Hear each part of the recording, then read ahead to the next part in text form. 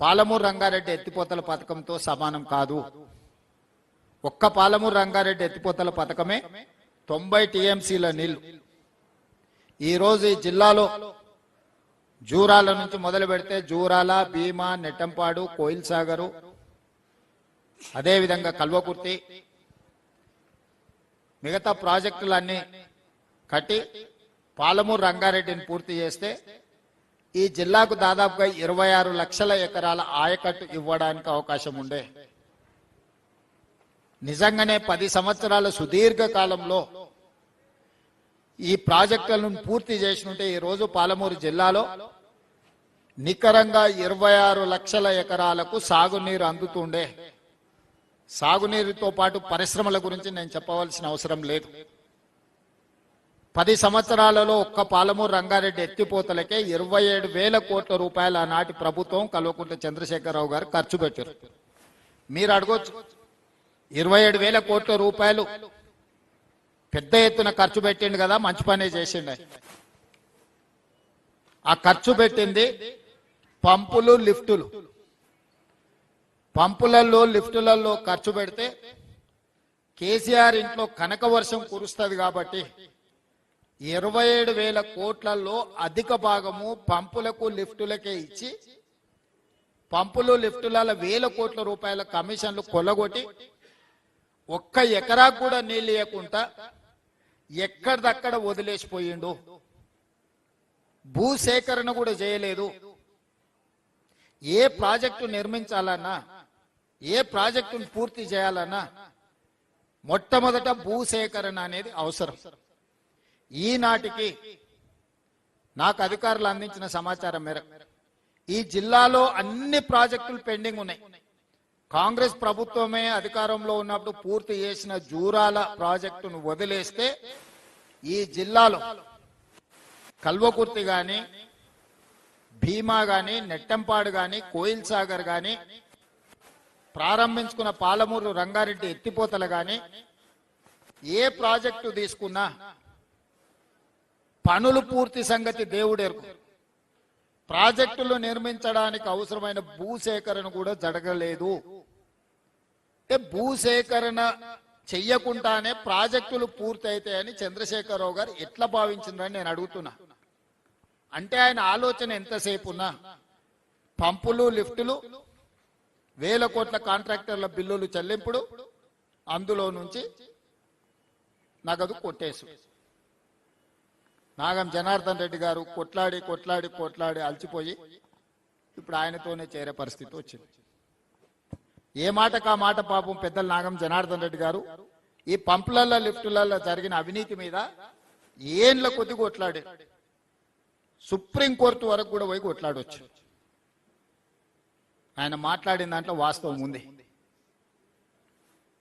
ఈరోజు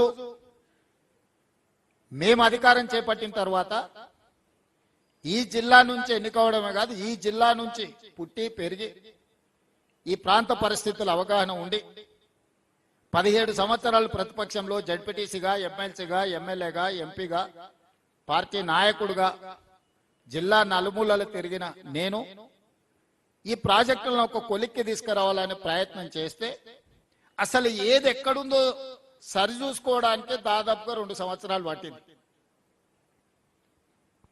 ఈరోజు వాటన్నిటిని కొలిక్కి తెచ్చి ముందుకు తీసుకెళ్దామంటే ఓహో పని చేసేటట్టే ఉన్నాడు, ఇదో కొలిక్కి వచ్చేటట్టే ఉంది కాబట్టి మేమేదో కార్యాచరణ తీసుకుంటాం, రాజకీయ కార్యాచరణ తీసుకుంటాం అని వాళ్ళు బయలుదేరారు.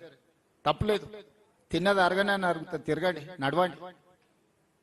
చేసిన పాపాలు కొంచెమన్నా పోతాయి. కాశీ వరకు నడవండి, ఇంకా మంచిది. ఎందుకంటే మీరు చేసిన పాపాలు అంతా ఇంత కాదు. మీరు పాపాలు చేసుడే కాదు, ఆయన చేస్తుంటే చూసుడు కూడా మీరు చేసిన మహాపాపం. ఒక ఆయన గోసి కట్టుకొని రాజశేఖర రెడ్డి అనుకుంటాడు, గట్లెంబడి తిరిగి. గోసి కట్టుకున్న వాళ్ళందరూ రాజశేఖర రెడ్డి అయితే బాగానే ఉంది. ఇటు పేరు మార్చుకున్నాడు ఇంకొక ఆయన. అసలు ఏ మాత్రం ప్రజలు ఏమనుకుంటారు, మనం ఇట్లా వ్యవహరిస్తే చీదరించుకుంటారా లేదా అన్న సోయి కూడా లేకుండా మా గురించి మాట్లాడి జిల్లాకు అన్యాయం చేసే ప్రయత్నం చేస్తున్నారు. ఈ రోజు నేను కొన్ని వివరాలు చెప్పదలుచుకున్నా. ఖర్చులు కాదు, జరిగిన అప్పులలో 10 సంవత్సరాలు బ్యాంకులలో తెచ్చిన అప్పులకు చంద్రశేఖరరావు గారు 41,118 కోట్లు బ్యాంకులకు అప్పులు అసలు కట్టిండు. మిత్తి 43,385 కోట్లు. చంద్రశేఖరరావు 10 సంవత్సరాలలో సాగునీటి ప్రాజెక్టుల కోసం చేసిన అప్పులకు 84,503 కోట్ల రూపాయలు 10 ఏళ్లలో ఆయన కట్టిండు. నేను అధికారంలోకి వచ్చిన తర్వాత ఆయన చేసిన అప్పుల భారం మొయ్యలేనంతగా మారి కరెక్ట్ 30 నెలల 33,567 కోట్ల అసలు, 18,554 కోట్ల మిత్తి. 30 నెలల చంద్రశేఖరరావు చేసిన పాపాల బైరోడు నాకు అందించిన ఈ అప్పు 52,120 కోట్లు ఈ నెలకు కట్టిన నేను. మీడియా మిత్రులు రాసుకోవాలి. 30 నెలల చంద్రశేఖరరావు చేసిన అప్పులకు తప్పులకు ఓన్లీ సాగునీటి ప్రాజెక్టులకు నేను చెప్పేది 52,121 కోటి రూపాయలు ఆయన చేసిన అప్పులకు తప్పులకు అసలు మిత్తి కలిపి 52,121 కోటి రూపాయలు నేను చెల్లించిన. ఇక నేను పనులకి 30 నెలల్లో చెల్లించింది ఎంత అంటే 22,000 కోట్ల రూపాయలు. 52,000 కోట్ల రూపాయలు ఆయన చేసిన అప్పులకు నేను వడ్డీలు అసలు మిత్తి కడితే నేను మొత్తం రాష్ట్రంలో జరిగిన ప్రాజెక్టులకంతా నేను చెల్లించింది కాంట్రాక్టర్లకు 30 నెలల 22,000 కోట్లు. 22,000 కోట్లు రాష్ట్రం మొత్తం చెల్లిస్తే ఒక్క పాలమూరు జిల్లాలోనే 8,000 కోట్ల రూపాయలు దాదాపుగా. అంటే పాలమూరు జిల్లాకు నేను అధికంగా నిధులు ఇచ్చినట్ట, పాలమూరు జిల్లాకు అన్యాయం చేసినట్ట. ఇప్పటికీ జిల్లాల ప్రాజెక్టులు పూర్తి చేయాలంటే 4,000 ఎకరాల భూసేకరణ చేయాలి. భూసేకరణ చేయకుండా కాంట్రాక్టర్లకు ఎన్ని పైసలు ఇచ్చినా కాలువ 5 కిలోమీటర్లు తొలవాలంటే 1 కిలోమీటరు భూసేకరణ చేసి మళ్ళీ 1/2 కిలోమీటర్ వదిలి మళ్ళీ 1/2 కిలోమీటరు భూసేకరణ చేసి మళ్ళీ 1/2 కిలోమీటర్ వదిలితే నీళ్లు వారుతాయా? రిజర్వాయర్లలో ఆడాడ కొంత భూమి ఉంటే కోర్టులో వచ్చి స్టే తెచ్చుకుంటే రిజర్వాయర్లలో నీళ్లు నింపగలమా? ఈరోజు కాల్వలకు మెయిన్ లైన్ కెనాల్స్ కి నువ్వు భూసేకరణ చేయలేదు. రిజర్వాయర్ల సమస్యలు అట్లనే ఉన్నాయి. ఉదండాపూర్లో R&R సమస్య ఉంటే నిన్నమన్న మీకు తెలుసు కదా, R&R సమస్యను ఈరోజు ఆ సమస్యను పరిష్కరించుకునే ప్రయత్నం చేస్తున్నాం.